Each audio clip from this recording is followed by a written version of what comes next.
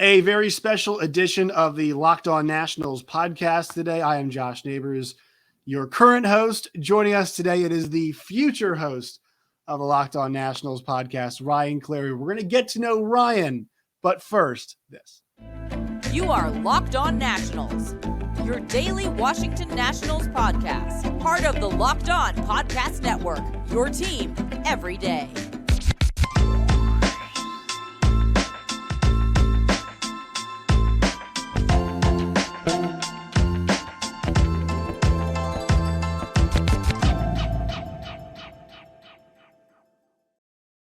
Once again, Josh Neighbors here, Locked On Nationals podcast. Joining us today is Ryan Clary, currently of 106.7 The Fan, soon to be of Locked On Nationals and 106.7 The Fan. Ryan, it's very nice to talk to you. It's very nice that we have a new host. So welcome to the first of what hopefully is many Locked On Nationals podcasts for you. This one's a little different though, because you're kind of on the other end of it, right? You're on the you're almost the interviewee here. You'll be the interviewer moving forward. Yeah, man, I'm really excited about this, and I know I've been watching your content for a while, so you've been killing it, and I know you have a bunch of other stuff that you're going to be doing, and will continue to do after this. So it'll be fun to follow that. And I'm sure the audience that you've attracted over here to the Locked On Nationals podcast will follow you, man. So you've done a really, really good job. I appreciate that.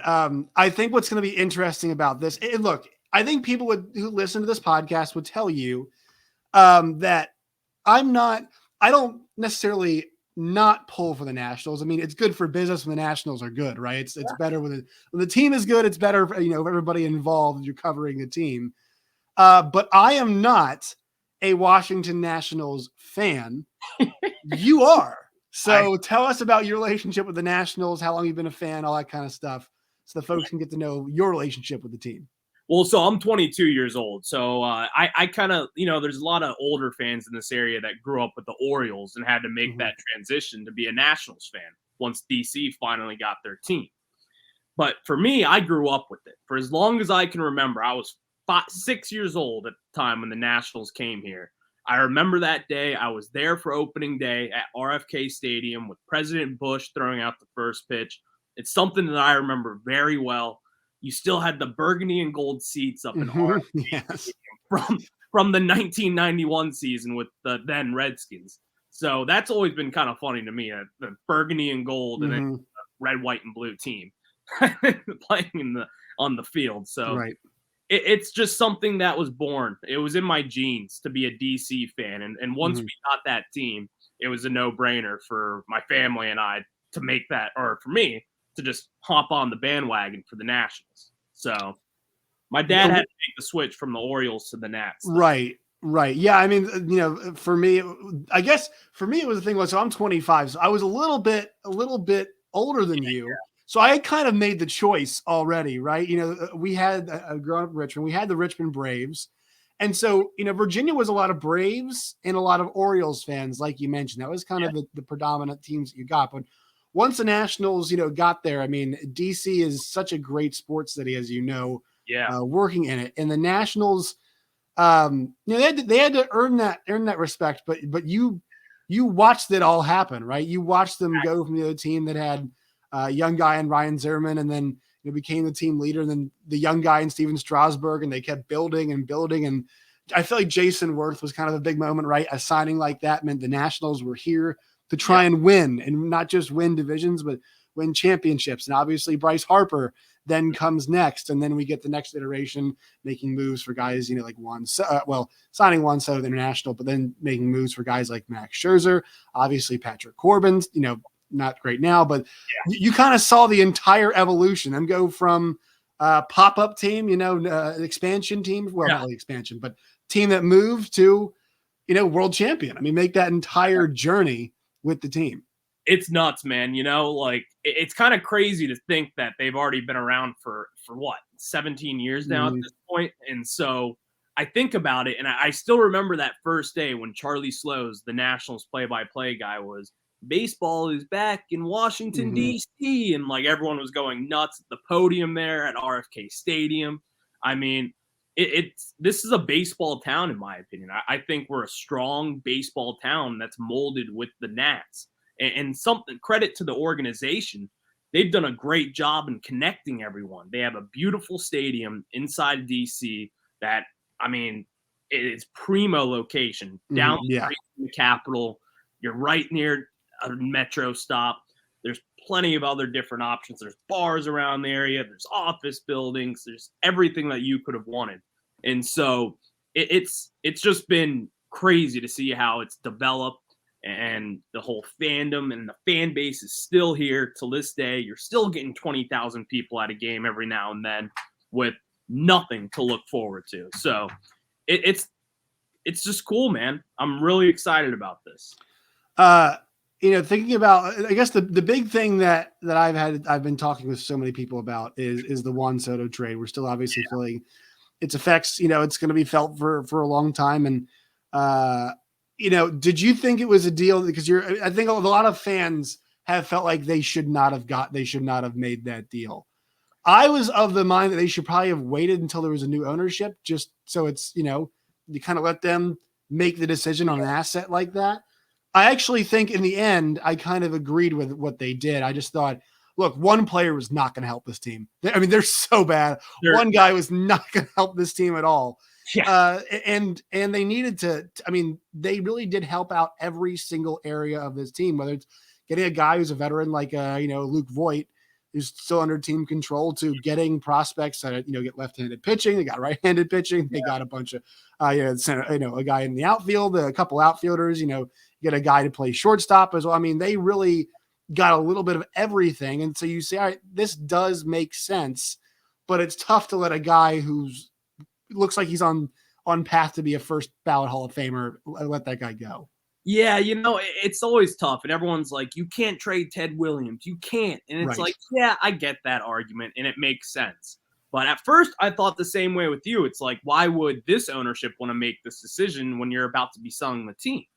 And so I thought that at first, and then as more people were kind of talking about it and being like, well, the new owners don't want to have this problem in their hands, because this is a decision that they're day one, and that's on the top of the chalkboard, is what are you going to do with Juan Soto? And they just don't want to make that decision, because they know they're going to be talking to the Lerners and Rizzo, and they're going to be like, they have this guy, Scott Boras, who's not going to take an extension. He's not going to get one. Right. He was not blow it out of the water. So, I mean, it was just something that they didn't want on their table, I don't think. And so the Lerners had to do something. And in my opinion, I think they made the right decision doing that. I mean, look at the Los Angeles Angels right now. They have Shohei Ohtani, Mike Trout, Anthony Rendon. They're terrible. And they've been terrible for a while. They don't win. So you don't want to fall into the Angels category to where they have no one coming up. Or, I mean, they have a few prospects here and there, but but their farm system, generally speaking, is not great. It's not that good. Yeah. It's not going to be getting any better. So it was something that you needed to hit the reset button, and they did the right decision, in my opinion. It's now this rebuild is going to take a few years shorter than it once would have with Soto. So I like it. I like the decision. Well, it sounds like the advisement group that they had on kind of the sale of the team said, look, make the decision that you would make if you were still keeping the team. And I think that was smart. Although on the other hand, you had Juan Soto talking about like, hey, I'm interested to see who the new ownership group is. Yeah. But I think it doesn't really matter. Wherever he goes, he's going to free agency. Yeah. Like Scott Boras is taking him to free agency, and it really doesn't. I mean, I think the one thing that kind of made me realize this was over was when we heard about the Max Scherzer deal being brought up in negotiations between Scott Boras and Mike Rizzo. I mean, that deal is nobody's getting $43 million for 15 years. Nobody's getting that money. They're not going to. Why would you pay one baseball player $600 million? It's just you're just not going to do it. It makes no sense. And I think ultimately it's the right call. Now, it's my opinion that there are definitely some gripes with how we got to this point, right? I mean, of course, it is fair to say, look, you were a world champion 2 years ago, and now less than 2 years away from a World Series. Now the third season after it, you're in this spot. That's fair. Although I do think like the Nationals won a title in the really the end of their championship window, right? I think people forget about all the winning they did early in the aughts. I mean, they won a lot of divisions, but couldn't get over the hump. They eventually do get over the hump, but you saw a lot of those guys, started to fall off or retire or got hurt. I mean, they could. It was really difficult for them to sustain winning. So I don't think it's all on Mike Rizzo, but I do think this team was not handled 110% correctly coming out of their world championship win. Yeah, and you're right on that. And something, I don't really blame them for not re-signing their players. Like, it's easy to sit here and say, well, why don't you spend for Bryce Harper? Why don't you spend for Anthony Rendon? Why'd you trade Trey Turner? Why didn't you give him anything he wanted? He wasn't a Boris client. No. So it like, with that being said, like, that's a tough situation to be in. But one thing that I will fault Rizzo for in the organization is that they haven't been able to develop any stars in this farm system since Juan Soto. And so this is a big deal to where you see the Braves right now. They have talent coming out every week from their farm system. The Dodgers have been great as long as we have, and obviously still are. And it's because of their farm system. And of course they spend the money, but they have guys to fill those holes when whoever walks. It's just a big deal to be able to develop your own guys, get in there and create your own luck with it. Like Grissom with the Braves right now, 10th round pick, I believe, or 11th round pick out of high school. He's 21 years old. He's in the majors and he's dominating. Yeah. Something that they do. They wake up every day and they're like, oh, we're going to develop this guy and he's going to be a stud. That's something Mike Rizzo in the baseball operations and minor league system haven't been able to do here in Washington. Yeah, well, it's important to know too. Like, think about how much pressure is on a guy like CADE CAVALLI. I mean, it's when you have so few guys coming down the line. Think about how important of a player he is. Oh. If he's not good, if he's not like what they thought he's gonna be, I mean, that's a huge problem because this rotation in the future, what do they have? You cannot. I mean, look, as far as I'm concerned, Steven Strasburg's not going to pitch again until he shows me he can pitch again. I don't even think about him as part of this team. Patrick Corbin's become the worst starting pitcher in all of baseball in a matter of just two and a half seasons. Could be in history. and Joe Ross is injured. We're not sure about his future. Eric Fetty, not sure about his future. I mean, Josiah Gray is the only guy right now that you really think is, okay, this guy's going to be here for a while. And then the pressure starts falling on the CADE Cavallis of the world. You know what I mean? Think about before that Mackenzie Gore, comes along. Like, think about that. Like, he's the only guy that's really apparent that's about to make the move from one way up. Rutledge, the next guy down the line. But there's so much pressure there. Now you've got some options. Now you've got some players. Now you can little bit restock. But they've done a bad job managing the farm system. Also, too, it sounds like the analytics department's not very good. Yeah. Obviously, Austin Voth. I mean, you see him go to Baltimore and the way he's pitching right now, and he's talked pretty openly about, hey, I'm just seeing things in a different way now. Once again, could be change of scenery, but also got to think about. He's mentioned the analytics department, so it seems like the Nationals are very behind in player development and in terms of analytics. Can they catch up now? And also, this kind of gets to the next thing, like ownership change. Will ownership change facilitate a forward movement? Because I think that's probably the next thing that's going to happen. Yeah, so to start off with the analytics one, I think the Nationals are definitely way behind in the analytics department. This is something that's not a secret. Nationals fans and Nationals marks know that it's just, it hasn't been their thing. They aren't the Dodgers. They aren't going to use all the numbers they can in the role. But right now, they're kind of playing catch up with that, and they're getting better at it. I've heard a lot. I've been able to go down to Fredericksburg to see what they use, and it's going to be something that I think you'll start to see ramp up, especially if we see Rizzo continued in the next year. But like you said, with new ownership coming in, most likely, which is like a 99% chance of happening, this could gut the organization completely, which could be a good thing, but it also could be a bad thing. You don't really know the devil knocking on the other side of the door. Right. It could be another Dan Snyder. DC fans know all about that. Well, it sounds like it could be Ted Leonsis, right? I mean, it sounds like Leonsis can at least get the bid. So he's buying the wrong DC team, I think, in the minds of DC sports fans. Hey, no, could you please buy the Commanders instead? I mean, we pick one. I think that's the direction they would go. I know, and that's another topic. Yeah. But I just think with new ownership looming right now. Who knows what they're going to do with Mike Rizzo? He's been a successful GM and president in baseball. He's one of the more respected guys in baseball right now. And so we'll see what they can do. But Rizzo is playing catch up on analytics. So hopefully they can improve. If new ownership comes in and we appoint someone who's all in on analytics, that's a must for me. I need someone to be thinking likewise and into what all the other guys are doing now. So they can even be on the front page.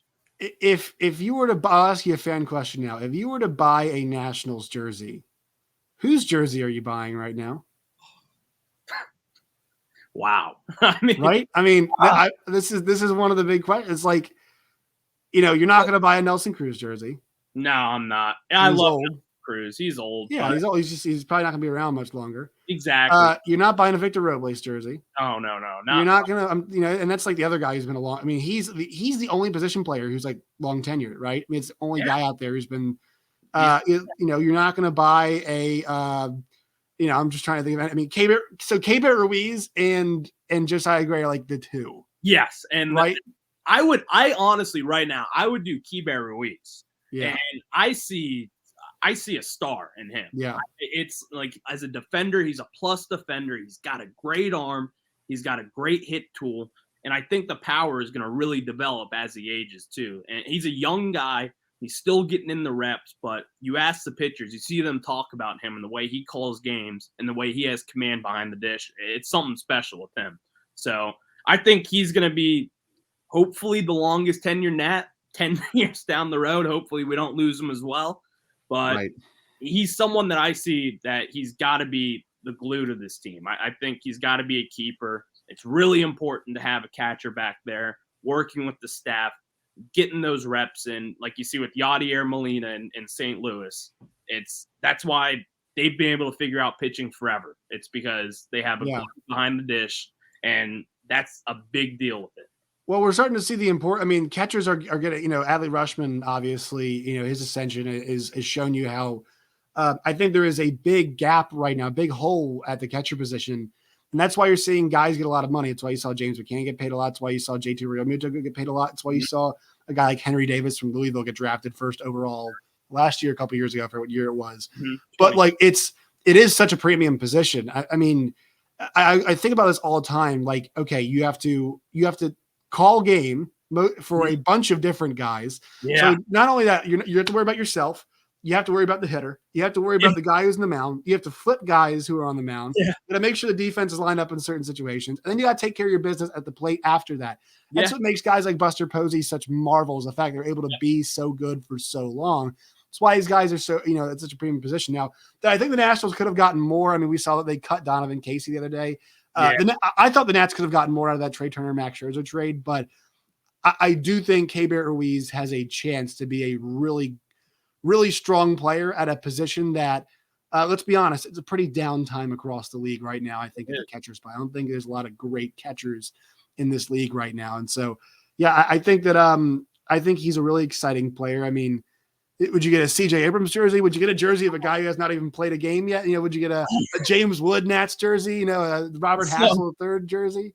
Honestly, so it's funny you bring this up. I've actually kind of made a commitment myself within the last month to where I won't be buying any named jerseys. It's not like something I'm like, oh, I cover the team. I don't either. Yeah, I don't. I'm not like that. It's kind of like my own me waving the white flag on the learners, just being like, I need to see something. I'll just buy a nameless jersey. I have the City Connect jersey. It's sitting at home right now, but beautiful jersey, by the way. It looks great. Beautiful jersey. Yeah. I love it. I love that jersey. And what I say is I root for the team. I don't root for a player. I'm like, I'm all in on the Nats. It's kind of my bit. Right. So if we're going to play this game, it would definitely be a K-Bet Ruiz jersey right now. So, because that's the thing is, when I was thinking about Juan Soto, you think about a guy like Bryce Harper, like part of the value in signing those guys is not just their play on the field, right? Yeah. You go around in Nats game, you still see a lot of 34 jerseys, right? There's still a whole lot of Bryce Harpers. You do. You're still going to see a lot of Sotos. And so that's the thing Trey is Turner. Yeah, I mean, that is that's what Popular. you see, when you go around. But yeah, I mean, the future for them, you hope it is bright. I just don't know how. I think with an ownership change, whenever that happens, I think you're going to see Martinez and Rizzo probably. Yeah. It's probably going to end. And look, like I think there's a lot of strong arguments for why this partnership should come to an end. Right? I think it's pretty clear at this point. And it's not like I think those guys are bad at their jobs necessarily, but they've maximized it and they're nowhere near getting it back where it needs to be. And so maybe it's time to make that flip, make that change as soon as new ownership's in. Exactly. Yeah. And we talked about it with Rizzo. We laid it all down for them. And so Rizzo's been awesome here. He's still a good GM. He's still someone who's going to be beloved throughout the area. He's the one that really put this team together, and no one can tell me otherwise. He's the glue for the organization that's really helped us through the bad times to get us to the amazing times in 2019, and now we're back into the bad times. So it's and then looking at Davey, really, I think he's got some issues developing guys in the majors. It's kind of something that's been popping up to where you see guys like Luis Garcia. He hasn't really been developing as you'd like to see. I mean, he's been hitting well at the plate, but he's not taking walks. He's striking out a lot. He's the same player. He's the same player that he's been since actually came into the league in 2020. Yeah, and he's just been punting the ball when he's getting at reps at shortstop. So maybe moving him to second base will take a little pressure off him.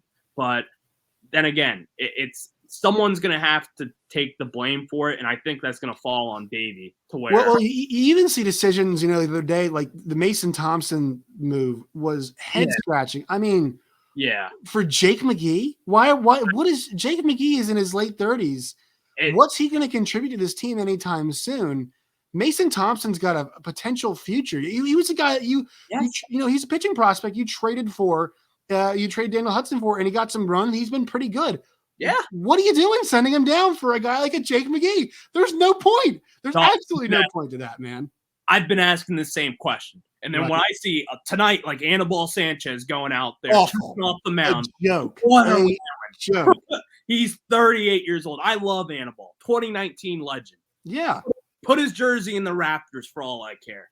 But we're in a rebuild. And you brought him back and he couldn't pitch to start off with. I mean, know. He was out. It's like what you expect. He's 38. He's 38. He couldn't. Yeah, I mean, he's made 7 starts. He's a win-loss guy and for a terrible team, but I mean, he's chucking it off the mound. He's throwing his butterfly changeup. It's disastrous to watch him out there when you have CADE Cavalli sitting there just twiddling his thumbs in Rochester right now. Right. I hate that. And maybe they would have ended up getting guys like that anyway, because, they've had so many injuries. I mean, the amount of pitching about even Joe Ross, Steven Strasburg, Eric Fetty was out for an amount of time. Yep. And then you go down the list with guys they brought up. Jackson Tetrio ends up getting hurt. They end up having Evan Lee who gets hurt. I mean, eventually it might have come to a point like this, but they didn't have to start off with Anibal Sanchez. They didn't have to do that. They got, we got guys, Corey Abbott is up there pitching, and I don't want to, totally disrespect Corey Abbott, but like the guy had a 5 ERA in AAA, right? I mean, the guy had a 5 ERA with the Cubs, with Iowa Cubs, and then with the Nats AAA team, in Rochester. I mean, like this is the problem: is this was not planned well, right? No. If you were so concerned with CADE Cavalli and really just wanted to protect him, you should have gotten more arms ready to go for you and ready to pitch for you and be starters. Because they're yanking dudes who are behind the line and putting up there because they're so afraid of messing with CADE Cavalli's development. And I think that's a bad move. I think it is too. The guy's ready. He was our first round pick in 2020. There's no more low pressure reps than right now, Ryan. There's nothing to play for. These are the easiest major league reps you can get. And you have the Reds coming up. You have the A's coming up for both home series. If I don't see him in one of those games, I'm going to be pretty upset because what better time than nothing going on in August before football season to have one of your prize prospects come up and make his debut at home against a not so good team with the Reds and the A's. What's better than that? Right. There's nothing to do around here. Give the fans something. Give them something. Fill the crowd. Yeah. Fill the crowd. We haven't been able to do that since Juan Soto and Josh Bell got traded. Right. Give us something. Yeah. So that's frustrating for me. Like Yeah. Josh, I ran about that all the time with my friends and just around the office here at 1067. It's something that just grinds our gears. Yeah. It's just, I get it. I get you want to protect the guy, right? It's really what you're going for here. Yeah. But at some point, there is no lower leverage. And here's the thing: if you stash him to the end of the year, then you're going to have him in the rotation to start off a season, and that's higher pressure than the end of a year where nothing's going well. Look, I know there are some concerns about CAVALLI. I know they're not 100% ready, but like, look, man, I've been told this about a lot of jobs. Sometimes you just grow into it. And I know it's harder to say it at the major league level, growing into it, but like, this is where you grow into it because there's nothing to play for. I know. This is where you grow by having low leverage. Okay, now opening, he's a number 2 guy to for next year, number 3, number 4 guy in a rotation. Okay, there's some growth. Now we're getting somewhere. They're just not giving themselves a chance to grow. Same thing applies to Mason Thompson as well, right? Where is his chance to grow? You punted him down to AAA, and he's potentially a really solid pitcher. I know, and especially with Mason Thompson, he's such like a modern day reliever to where he's throwing in the high 90s. He's hit 100 before, and he's got a nasty breaking ball. 2 pitches, exactly. The 2 pitch thing is an issue, and so he's gonna have to develop a 3rd pitch. But as a reliever, like you can get away with 2 pitches. You can get away with this, and especially at the major league level. And then I see guys like Carl Edwards Jr. and like you said, Corey Abbott last night, taking his first appearance out of the pen. So I need to see some of these young guys getting their reps and put them in tough situations, kind of like what we saw with Josiah Gray last week. Right. When he started in the 6th inning, Davey came out and he's like, listen, I'm not going to pull you. I don't know what he said after that, but then Josiah Gray went on to strike out and end the inning. He went crazy, and everyone was talking about how. And we're watching him learn. That's the thing, is we're watching him learn on the job. Like that. Exactly. That's why I've said this all year about Josiah. Like, do not pay attention to the end of the year numbers. Yep. He's going to have some games that look really ugly because he's 23, 24 years old, and it's his first full season as a big league pitcher. It's okay. And the guy's got a lot of talent. And look, I think the thing is, through watching him pitch, what we learned is this is a guy who could be a number 2 starter down the line. He's got that in him, but we've seen also the mistakes. He's seen the mistakes, and he's learning how to fix them. This is what it is right here. It's all in front of him. Like this is a great example of a guy where, okay, the team knows what he's got. He knows what he's got. We know it looks really good. We know it looks really bad. He's got the opportunity. Now it's on them and him to develop him. Why can't we look at other guys this way? And I will say this. Why the hell didn't they trade Carl? I don't know why I didn't trade Carl Edwards and Kyle Finnegan. What the hell are we doing? I don't know. And especially you have Matt Cronin down in Double-A right now, and he's been killing it all year. He's major league ready. No one knows why he's still in Double-A.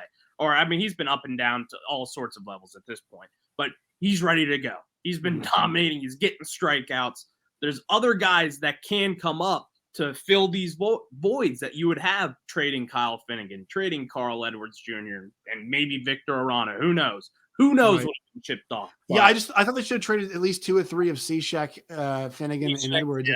And look, Edwards, this is a guy they found. He was off the street, but like off the street, man. Like he was not playing. Nats gave him a chance, and he has been fantastic for them. Yeah. And he's been pitching in pretty, like in terms of game leverage situations, he's pitching in the higher leverage situations of games. He's done really well. Davey has this tendency where he uses pitchers like he uses them all, I think, sometimes too often.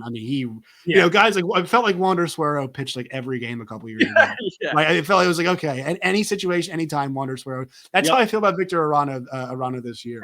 But like, I thought it's like, look, these guys are pitching well. I understand they can keep them, but those guys aren't going to help you win baseball, like win meaningful baseball games. They could help somebody else win meaningful baseball games, and you could get some depth in return for that. I just thought it was interesting. So that's kind of gets back to our point of like, I think you're going to be along for a lot of change. I think that's the big thing here. We're making sure you're there before all the what hits the fan, because we're gonna have an ownership change. I think we might have some management changes. I think we're gonna have some coaching changes. We're definitely gonna have some roster changes. So Ryan, you're gonna get to be around for all of it. I know, man. I'm really excited about it all. And I'm lucky going into this offseason, just like you were saying. There's going to be a lot of changes, a lot of things happening. And usually when there's new ownership, they like to make a little new pieces here and there. They could make a splash sign. Who knows? Who knows? But it's something to look forward to this offseason. And that's something I'll certainly be talking about. I'm sorry, Ryan. Go ahead. Nope. Oh, that was it. So where can people find you and all of your work outside currently of what you'll be doing with us here at Locked On Nationals? So you can follow me at Twitter on Ryan Clary 11 at Ryan Clary 11 more so. And then that's really the only social media that I use. I'm on there heavy. And then I work at 106.7 The Fan. I produce the Grant and Danny show. So that's from 2 p.m. to 6:30. You can hear me every now and then on that show. I'm kind of the chief meteorologist for the show. So I give a weather breakdown before every game. So that's kind of my gig. There you go, weatherman, and then soon to be a podcast host. All right, Ryan, we appreciate your time, man. We're so glad that you're going to be taking over the Locked On Nationals podcast. As you all can tell, the fans out there, we're going to be in good hands. So Ryan, appreciate your time. Thank you. And folks, look forward to it. Ryan will be taking over starting not the next week, but the following week. So I think September 2nd is when September 2nd, I think, is your tentative date. I'm done after this week. Ryan, when are you going to be picking up the torch, if you will? So I should be picking up the torch September 4th. So that's the Sunday. Unfortunately, this all happened so quickly. Right. I had a vacation booked, paid for, and I can't waste thousands of dollars. Right. Oh, no. Nobody's expecting you to just for our small operation. Don't worry about that. Enjoy yourself. And then you'll be on the clock. Thank you, man. I really appreciate it. And it'll be in good hands. So fans will look forward to this. All right, Ryan Clary, the future host of the Locked On Nationals podcast.